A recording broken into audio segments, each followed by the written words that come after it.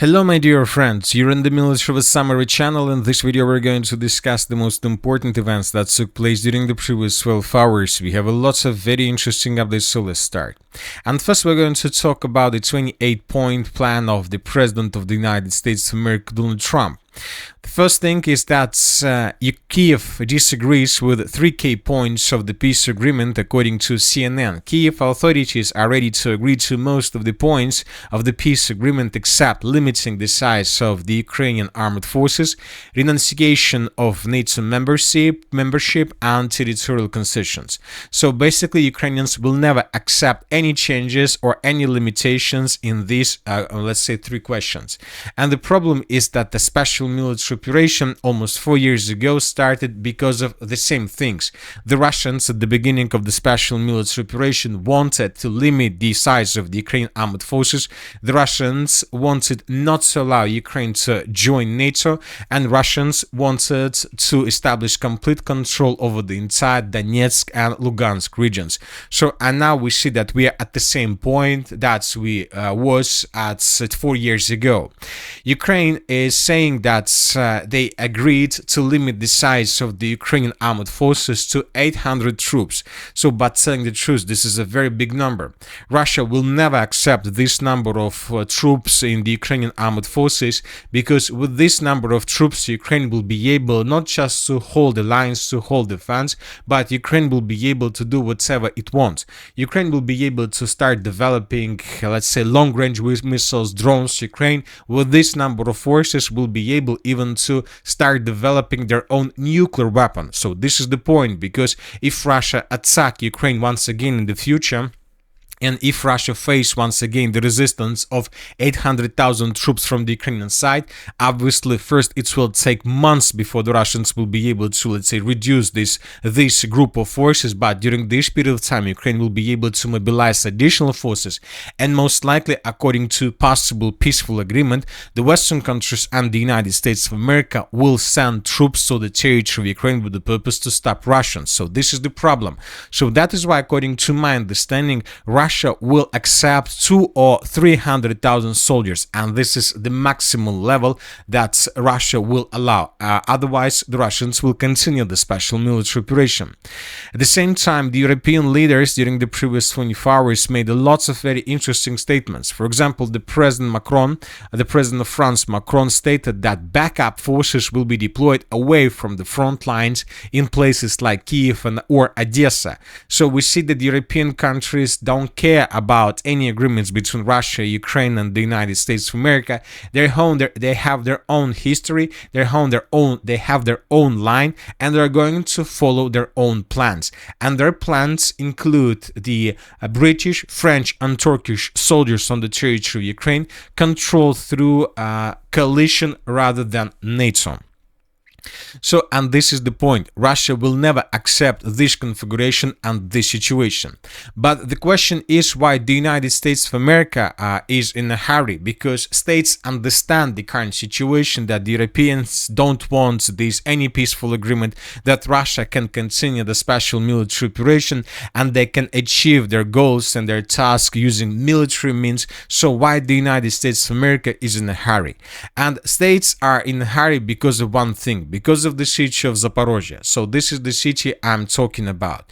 And the problem is that the Russians are getting closer and closer to this big city, the biggest city that Russia can capture since the beginning of the special military operation. And not just the biggest, this is going to be one of the biggest city. You know that every single settlement that the Russians captured since the beginning of the special military operation, we can say that these towns and cities are very small.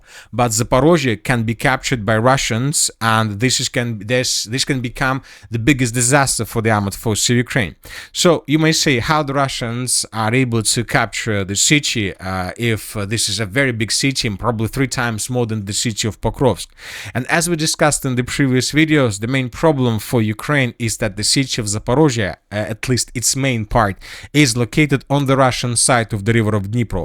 So this blue area is the river of Dnipro, and the city of Zaporizhzhia is located on the Russian side, which means that if the Russians, as a result of offensive operation, let's say, are able to get this red line, if they can capture everything until this red line, from this configuration, from these positions, Ukrainians and Ukrainian soldiers and the most important population of the city of Zaporizhzhia will lose any possibilities to get supply and support from the mainland. And from this position and from this configuration, the Ukrainians in the end would be forced to fall back on the Ukrainian side of the river of Dnipro, and basically the city of Zaporizhzhia will fall in the Russians' hands without any resistance from the Ukrainian side. So here we can see the same the situation, the repeat of the story as used to be with the city of Kherson. The Russians, due to complete absence of any supply and support and problems with logistics during the let's say Kherson counter-offensive operation of 2022, were forced to fall back from this area because they realized that if they stay in the city of Kherson, then most likely they would be completely destroyed by the armed forces of Ukraine. So basically the Russians decided to save their army. So the same situation will be with Ukrainians in the territory of Zaporizhzhia. So, but you might say that there is still a huge distance between edge positions of the armed forces of the Russian Federation and the city of Zaporizhzhia. The distance is not very big. The distance between this red line and the edge positions of the armed forces of the Russian Federation is already less than 60 kilometers. Basically 55 kilometers without trenches, fortifications, without more or less reliable defensive line. During the previous 12 hours, we received lots of updates that Ukrainians began collecting and concentrating significant number of forces along the river. We are also actively monitoring the Ukraine Armed Forces units deployment to the Gulay-Polye front by the Ukraine Armed Forces Command.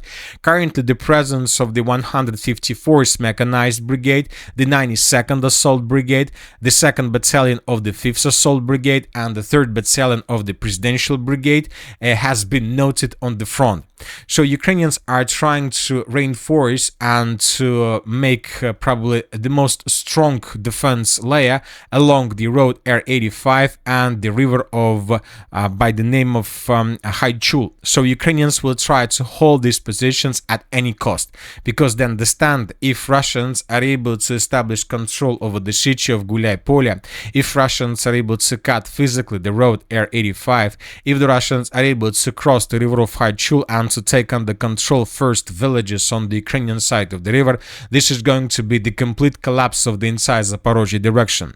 And most likely the Russians will be able to cross this distance between the river of, let's say, of Gaichul, the R85 road, and this red line, probably within 2 or 3 months. And as soon as the Russians are able to get here, probably even here, Ukrainians would be forced to announce the evacuation of the city of Zaporizhzhia, and if Russians are able to move even further, Ukrainians would be forced to fall back completely from this territory. So this is the situation, and if Zaporizhzhia falls, most likely there is a very high chances that Ukraine as a state may fall as well. So this is the biggest problem that Ukraine may face in 2026.